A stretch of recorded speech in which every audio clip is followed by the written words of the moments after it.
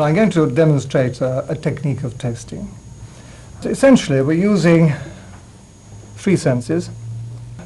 The first is the sense of seeing. It's the use of the eyes. The next, and very importantly, is the sense of smell, use of the nose, and the sense of taste. The depth of color is significant. A wine which has a deep color is a wine which is fairly substantial in the mouth. Red wines, for example, start off life being opaque and vivid purple.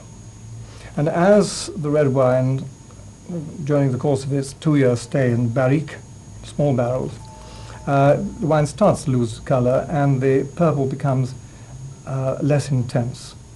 And then it's put into bottle, and after time in bottle, the color changes. And as the red wines age and mature, it loses coloring matter. It becomes less deep in color. In fact, this is what is the sediment in the bottom of the bottle. It's coloring matter deposited during the course of time. It also changes hue.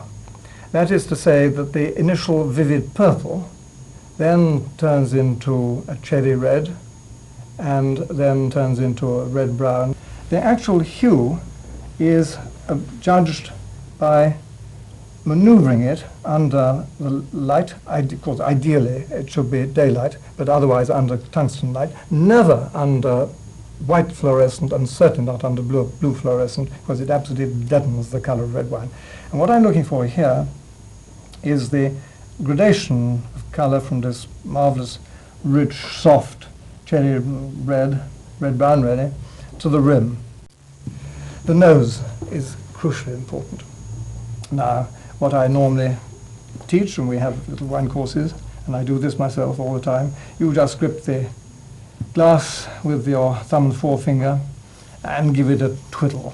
Now, the advantage of having this sort of glass and that sort of quantity is that when you do this, it doesn't shoot over everywhere. So having given it a twirl, bring it to the nose, just slightly inhale, put it down. From the professional's point of view, if there's any fault in that wine, if it's oxidized, slightly acetic, some problem with the wine, nose will give it away immediately. Now I then bring it up to the nose and work on it. And interestingly, if you are not quite sure about smell, if you feel that it was rather low-keyed and you really hadn't got the hang of it, it's amazing that if you actually just inhale gently, one's noting the fragrance and its general harmony. With a young wine, it tends to be a little peppery, and you can almost chop up the smells. With an old wine, it becomes more harmonious. This has a lovely, cedary, harmonious smell. It's not fully mature, but it's clearly going to be a classic. We now come to the rather important bit, the taste. What are we looking for? First of all, the progression through the mouth. When it comes into the mouth, any apparent sweetness will appear when it goes into the mouth, tip of the tongue basically.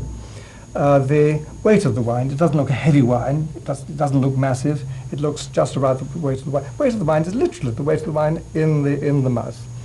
The wine should have tannin and acidity.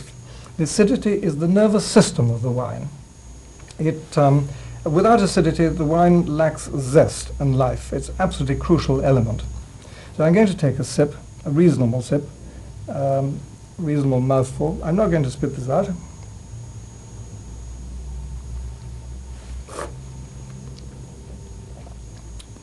And I'm making a ridiculous noise, bringing air across the tongue, and this actually helps the wine, as it were, explode and coat all the corners, as it were, of the mouth.